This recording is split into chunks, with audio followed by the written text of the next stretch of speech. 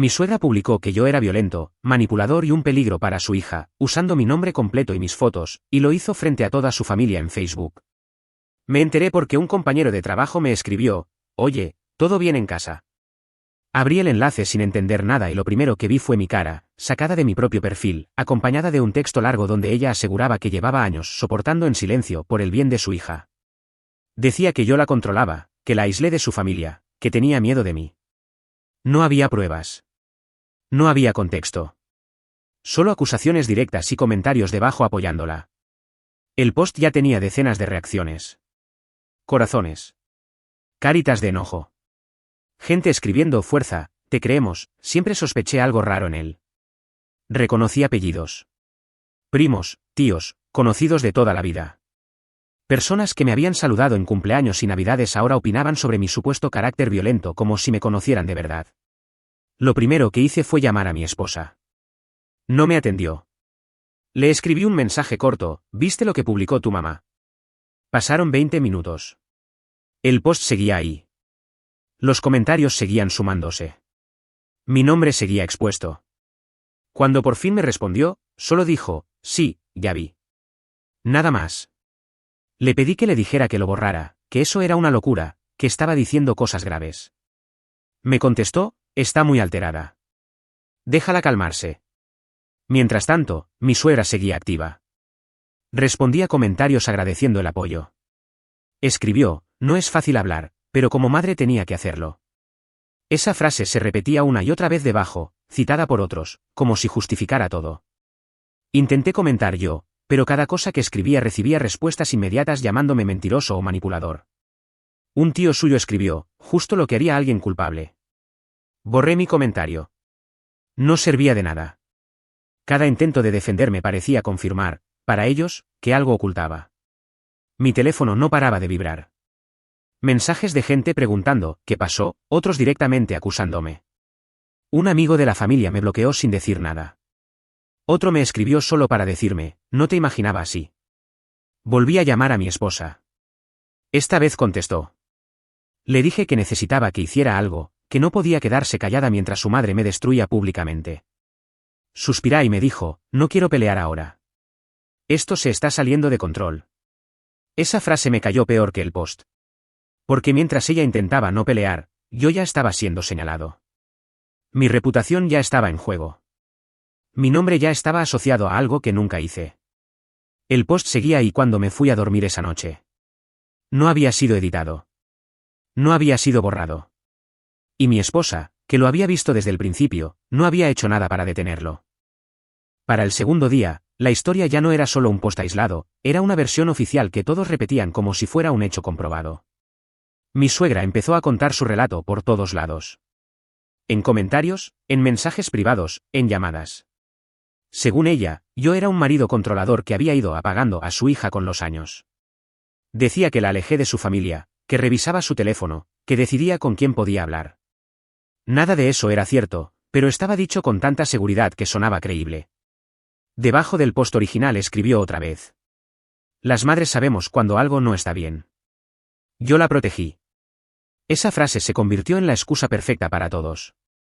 Nadie preguntó nada más. Nadie pidió pruebas. Si una madre lo decía, entonces debía ser verdad.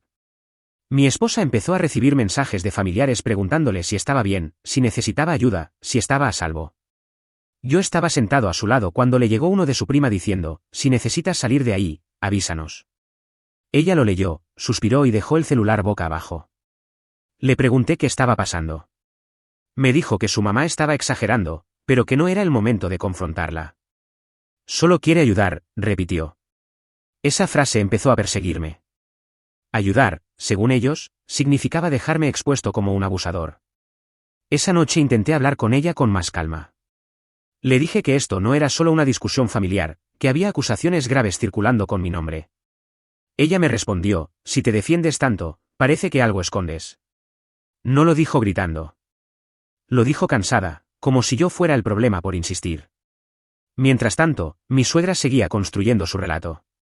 Le escribió a una conocida en común, que después me reenviaría el mensaje: «Siempre supe que algo estaba mal con él, pero mi hija no lo veía». Esa frase me heló. No hablaba de un error puntual, hablaba de mí como si siempre hubiera sido una amenaza. Empezaron a dejar de invitarme a cosas. Un almuerzo familiar al que siempre íbamos juntos pasó a ser solo para ellas. Un cumpleaños donde mi nombre ni siquiera apareció en el grupo. Nadie me dijo nada directamente, pero el mensaje era claro. Intenté hablar con mi suegra por teléfono. No me atendió. Le mandé un mensaje corto, pidiéndole que dejara de publicar cosas falsas. Me respondió horas después: si te duele, será por algo. No hubo más. En Facebook, cada comentario nuevo reforzaba la misma idea. Yo siempre noté que él era raro. Nunca me gustó cómo la miraba. Gente interpretando recuerdos pasados a la luz de una mentira reciente. Mi esposa empezó a pedirme que bajara el perfil, que no respondiera más.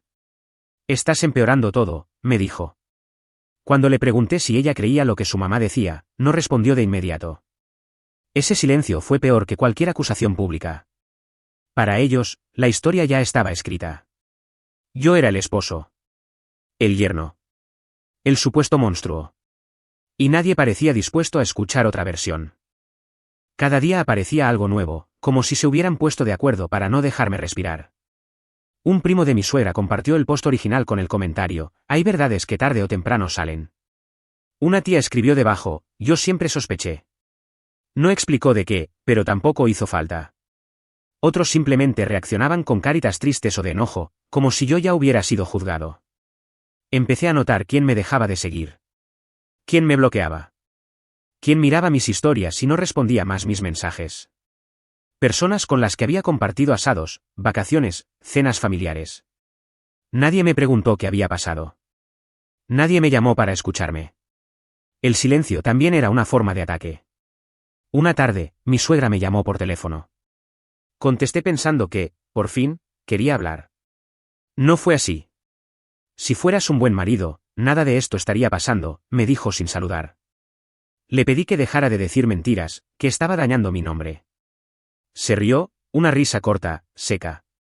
Es mi derecho contar mi verdad, respondió, y cortó.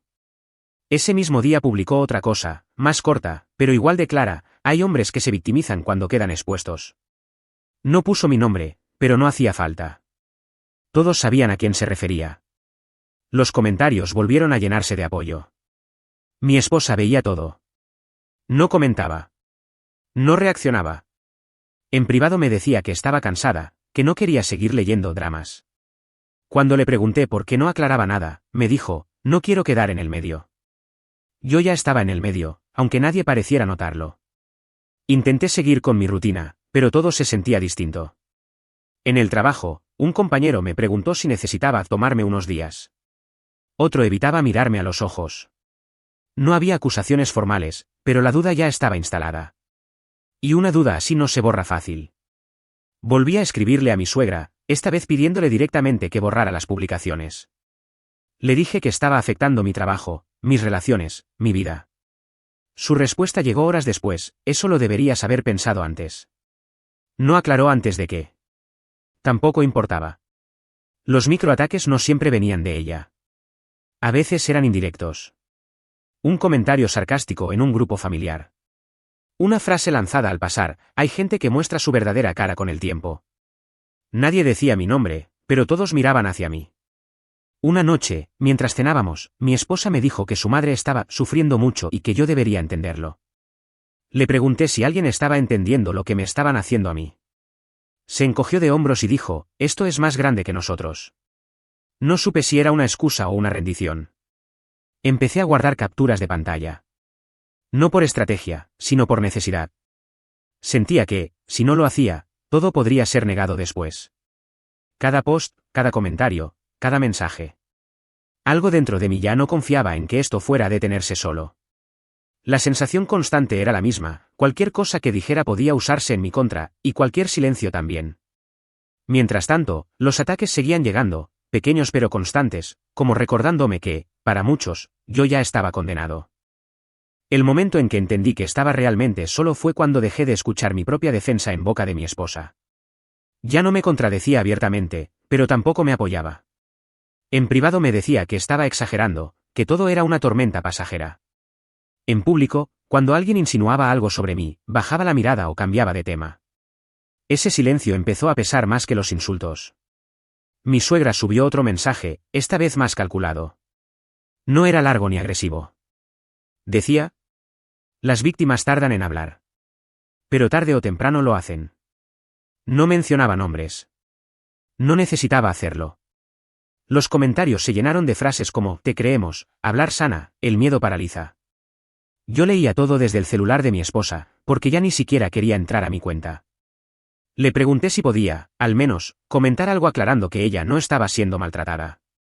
Me respondió que no quería exponerse, que su familia estaba muy sensible. No es tan simple, me dijo. Para mí sí lo era, bastaba una frase suya para frenar todo. Pero no llegó. Empezaron a excluirme de conversaciones familiares sin disimulo. Grupos donde antes estaba ya no incluían mi número. Me enteraba de reuniones después, cuando alguien subía una foto. Mi esposa iba igual. Volvía a casa cansada y evitaba hablar del tema. Una noche le pregunté directamente si ella creía que yo era violento. Tardó en responder. Dijo que no, pero que entendía por qué su madre se sentía así. Esa respuesta me dejó vacío. No era una acusación, pero tampoco una defensa. Era una forma elegante de dejarme solo frente a todos. Intenté hablar con alguien más de la familia. Un cuñado. Una tía con la que siempre me llevé bien. Las respuestas eran parecidas: no queremos meternos, esto es entre ustedes, mejor deja que se calme. Nadie parecía notar que el daño ya estaba hecho. Mi suegra, en cambio, no se calmaba. Cada publicación suya reforzaba la idea de que yo era un peligro silencioso. Empezó a compartir artículos sobre abuso emocional, frases genéricas sobre hombres manipuladores, todo sin mencionarme, pero siempre en el mismo horario, siempre después de que alguien preguntaba por mí.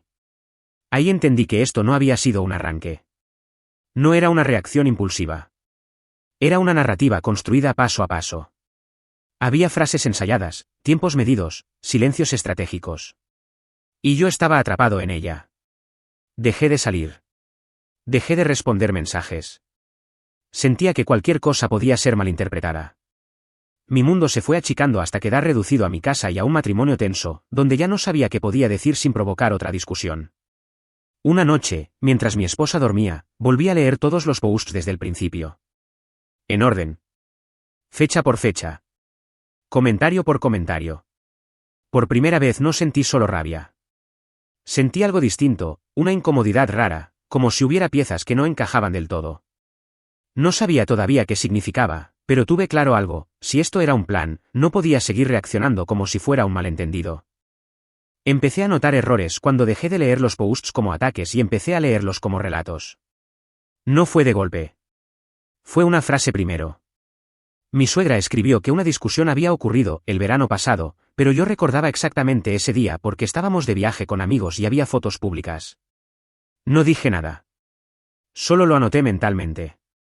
Después fue otra cosa. Atribuyó una frase a mí que jamás dije, y lo supe porque era una expresión que nunca uso. Parecía un detalle mínimo, pero me llamó la atención. Si todo era tan real, ¿por qué equivocarse en cosas tan concretas? Volví a leer todo desde el principio, con calma. Fechas mal dichas. Situaciones que nunca ocurrieron. Momentos que, según ella, habían pasado a solas, pero en los que había más gente presente. No eran grandes mentiras evidentes. Eran imprecisiones constantes, como si la historia estuviera armada a partir de recuerdos acomodados. Mientras tanto, algo más empezó a llamarme la atención. Entre cientos de comentarios, había un perfil que siempre reaccionaba, pero nunca escribía nada. Una mujer mayor, amiga antigua de mi suegra. Siempre un me gusta, nunca una palabra. Siempre presente, siempre en silencio. Al principio pensé que era casualidad. Después noté que reaccionaba incluso a publicaciones viejas, como si estuviera siguiendo todo con cuidado. No defendía. No atacaba. Solo observaba. Mi suegra, en cambio, se mostraba cada vez más segura. Respondía con frases cortas, firmes. Yo sé lo que vivió mi hija. No voy a dar detalles por respeto. Esa seguridad empezó a parecerme excesiva. Como si estuviera convencida de que nadie podía contradecirla. Una tarde, mi esposa me dijo que su madre estaba harta de que yo negara todo. Le pregunté qué era exactamente lo que yo tenía que confesar. No supo decirme. Solo repitió que su mamá estaba muy dolida y que yo debía ser más empático. Le mostré una de las contradicciones, una fecha que no coincidía.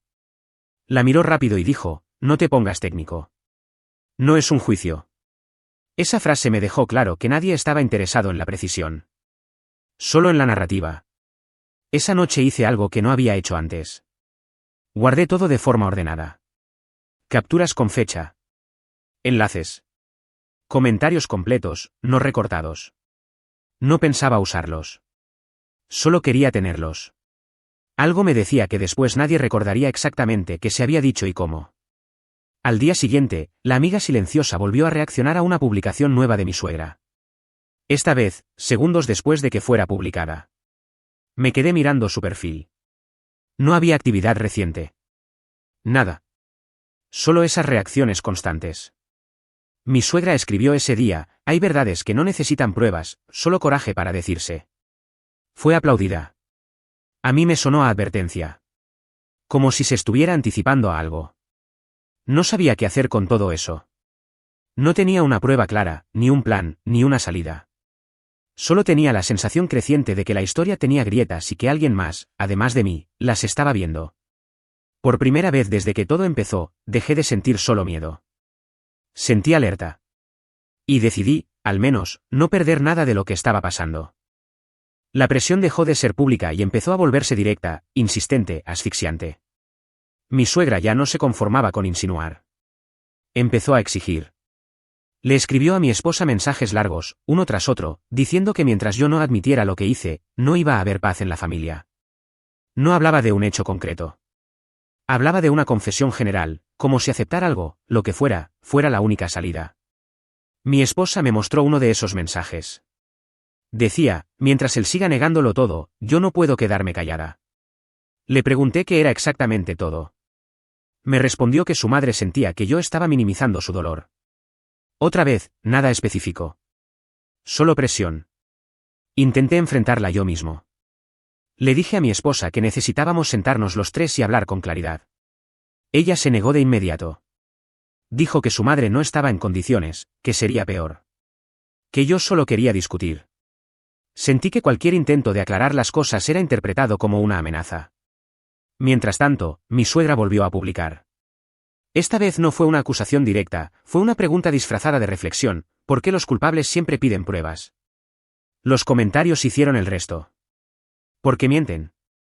¿Por qué manipulan? Yo no aparecía nombrado, pero ya no hacía falta. En casa, el ambiente era pesado.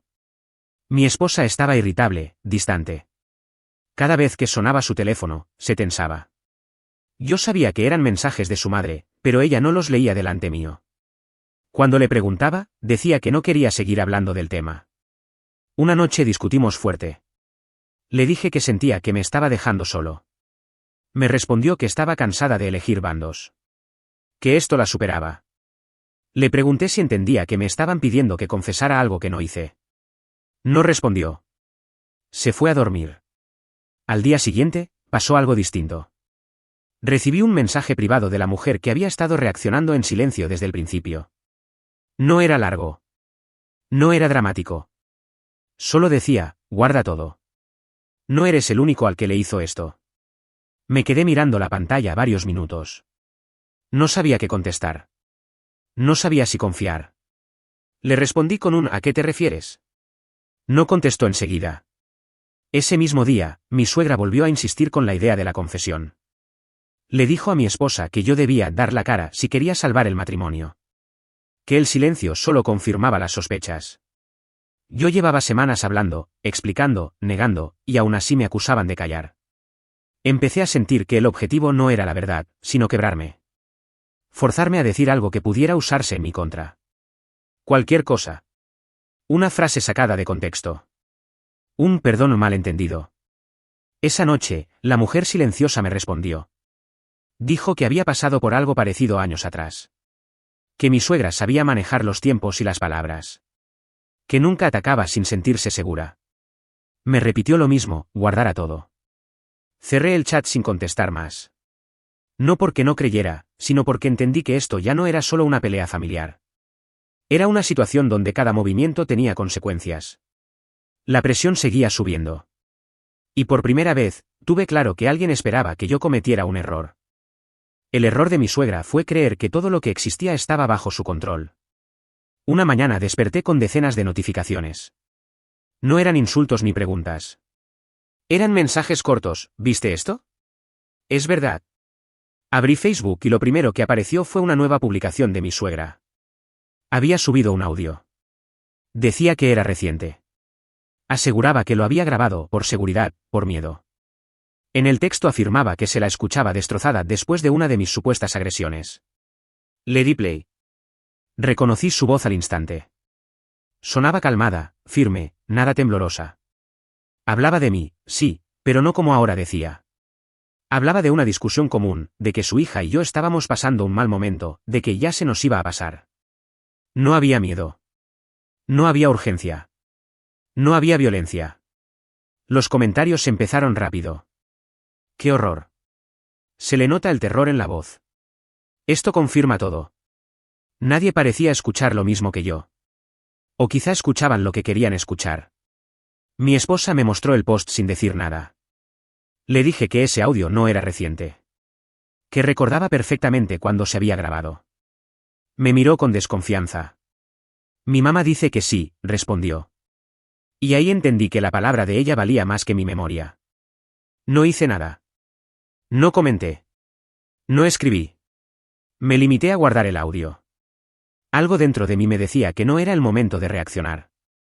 Horas después, pasó lo inesperado. El mismo audio apareció publicado por otro perfil. No el de mi suegra. El de otra persona. Venía acompañado de un texto corto y seco: este audio no es reciente. Está completo y tiene fecha. La publicación incluía el archivo entero, sin cortes. Se escuchaba al principio, donde mi suegra decía el año exacto. Se escuchaba al final, donde se despedía tranquila. No había edición. No había interpretación. Solo contexto. Yo no lo publiqué. Ni siquiera sabía que esa persona tenía el archivo completo. Los comentarios empezaron a cambiar de tono. Algunos preguntaban. Otros se quedaban en silencio. Otros borraban mensajes anteriores. El post original de mi suegra seguía ahí, pero ya no crecía.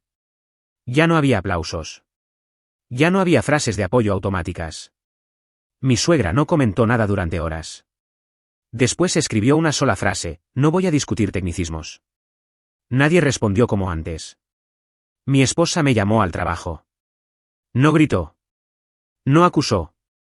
Solo dijo: no entiendo. Le expliqué lo mínimo. Que ese audio no era lo que su madre decía. Que alguien más lo sabía. Que yo no había inventado nada. Cuando volví a casa, el post con el audio ya no estaba. Tampoco había disculpa. Tampoco aclaración. Solo ausencia. Como si nunca hubiera existido. Esa noche, revisé Facebook otra vez. Los mismos perfiles que antes comentaban con seguridad ahora no decían nada. Algunos habían borrado sus mensajes. Otros seguían mirando, sin reaccionar. El ruido no había desaparecido del todo. Pero el silencio ya no estaba de mi lado. El post desapareció sin aviso, como si nunca hubiera existido, pero el daño no se borró con un clic. Mi suegra no publicó ninguna disculpa. No explicó nada. No reconoció el error. Cuando alguien le preguntó en privado por qué había eliminado el audio, respondió que todo había sido malinterpretado. Esa palabra empezó a repetirse como escudo. Malinterpretado por ellos. Malinterpretado por nosotros. Malinterpretado por todos. Mi esposa me dijo que su madre estaba devastada, que no entendía por qué la habían expuesto así. Hablaba como si ella fuera la víctima de una traición, no como alguien que había usado un audio fuera de contexto para reforzar una acusación grave. Le pregunté si ahora veía lo que yo había estado diciendo desde el principio. Me respondió que todo se había salido de control. Algunos familiares dejaron de hablarme por completo. No me bloquearon. Simplemente desaparecieron. Otros cambiaron el tono. Ya no acusaban, pero tampoco pedían perdón. Me escribían cosas como «qué situación fea» o «ojalá se hubiera manejado distinto». Nadie decía claramente que se había equivocado. Hubo también quienes empezaron a dudar de ella. No públicamente, pero en mensajes privados. Preguntas sueltas. Comentarios ambiguos. Hay cosas que no cerraron. Ese audio fue raro. No era apoyo. Era sospecha. Y eso, al parecer, era lo máximo a lo que podía aspirar. Mi suegra evitó verme durante semanas. Cuando finalmente nos cruzamos en una reunión familiar, me saludó como si nada hubiera pasado. Ni una palabra sobre Facebook. Ni una palabra sobre las acusaciones. Solo una sonrisa tensa y un hola. Yo no dije nada. No porque no tuviera que decir, sino porque entendí que cualquier cosa podía volver a usarse en mi contra. Mi matrimonio siguió, pero no igual. Mi esposa ya no defendía la versión de su madre con la misma firmeza, pero tampoco reconocía el daño que me había causado su silencio. Decía que estaba atrapada entre dos fuegos. Yo le decía que yo había estado solo desde el primer día. La mujer que publicó el audio completo nunca volvió a escribir. No me pidió nada. No buscó protagonismo. Solo hizo visible algo que ya existía. A veces pienso que, si no hubiera sido por ella, hoy yo seguiría siendo el supuesto monstruo sin posibilidad de réplica. Con el tiempo, el tema dejó de ser conversación diaria. No porque se hubiera resuelto, sino porque nadie sabía bien qué postura tomar. El relato único se rompió, pero no fue reemplazado por otro claro. Quedaron dudas, silencios incómodos, relaciones tensas. Algunos dicen que hice lo correcto al no quedarme callado. Otros creen que permitir que ese audio saliera destruyó a una madre frente a su familia. Hay quienes piensan que todo se podría haber manejado puertas adentro. Y hay quienes todavía me miran con desconfianza. Yo sigo con mi vida, pero ya no confío igual. Aprendí que una acusación pública no necesita pruebas para avanzar, solo necesita a la persona correcta diciendo las palabras correctas. Hoy no todos creen la misma versión, y eso cambió el equilibrio. No sé si gané algo con todo esto. Solo sé que, después de tanto ruido, la verdad no gritó. Simplemente quedó ahí, incomodando a todos por igual.